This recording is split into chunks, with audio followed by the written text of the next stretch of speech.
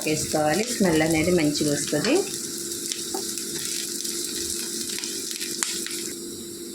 Half table spoon అల్లం వెల్లుల్లి paste వేసుకొని వేయించుకోవాలి పచ్చివాసన పోయేంత వరకు.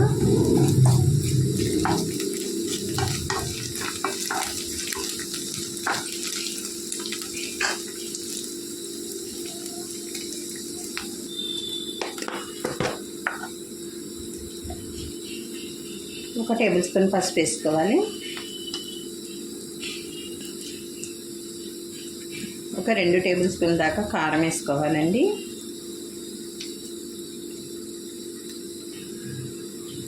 రుచికి సరిపడా ఉప్పు వేసుకోవాలి. హాఫ్ టేబుల్ స్పూన్ ధనియా పౌడర్ వేసుకోవాలి. టేస్ట్ అనేది చాలా బాగుంటుంది. ధనియా పౌడర్ వేసుకుంటే టేస్ట్ డిఫరెంట్గా ఉండిద్దండి.